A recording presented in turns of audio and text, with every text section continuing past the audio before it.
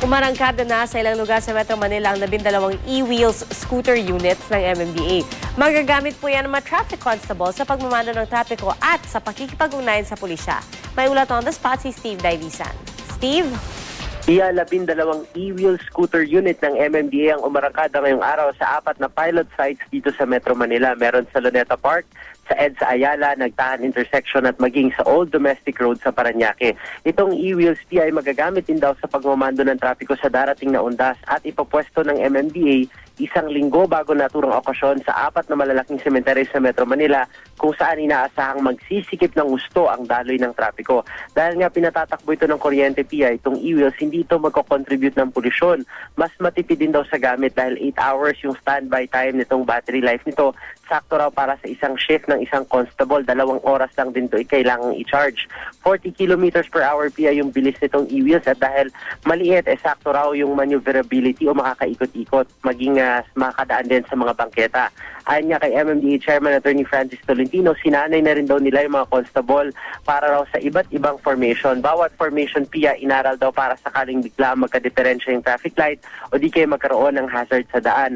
Malaking tulong din daw ito sa tuwing may mga okasyon tulad ng fun run, concert at iba pa. Dagdag pa ni Tolentino, epektibo raw itong e-wheels na ginagamit sa New York at Maryland sa Amerika at maging sa bansang France.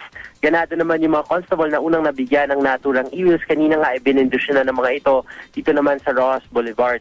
Problema lamang daw kapag umuulan dahil syempre kailangang isilong ang mga ito. Kapag epektibo ito, Pia, magdaragdag pa raw ng 12 units ang MMDA na ipapwesto naman nila sa University Belt. Mahigit 30,000 pesos raw yung bawat isa nito. Di lamang daw traffic yung magiging trabaho nito, kundi mabisang ugnayan din sa mga pulis lalo pat alam kamakailan yung campus violence o yung insidente ng pananaksak sa loob ng eskwelahan. Yan muna ang pinakasaryong balita mula pa rin dito sa lungsod ng Maynila. Balik sa Pia. So, Steve, bago magamit itong e-wheel na ito, kailangan bang sumailalim muna sa training o practice na matindi itong mga traffic constable? Actually, sinanay na sila, Pia. Yung iba sa kanila galing sa yung mga foot patrollers ng MMDA. Yung iba naman galing sa motorcycle unit ng MMDA. Kumaga, binigyan muna sila ng training para maging bihasa sila dun sa tinatawag na formation kasi iba't ibang formation yung pinagawa sa kanila. Pero mas madali raw kasi yung balanse nito, Pia, kasi hindi katulad dun sa mga motor na 2 gulong. Ito kasi 3. So, hindi mo raw kailangan magbalanse na o alalahanin na ikaw matutumba o kung ano man dahil nga mas maganda raw yung balanse nito at mas mainam na gamitin sa mga bangketa, Pia. Alright. At Steve, nakita namin yung video. Ikaw mismo, nasubukan mo. Hindi ba siya, madali talaga siyang gamitin? Oo, pipindutin mo lamang, Pia, yung parang control niya dun sa may manubela, yung parang nagbibisikleta ka lang.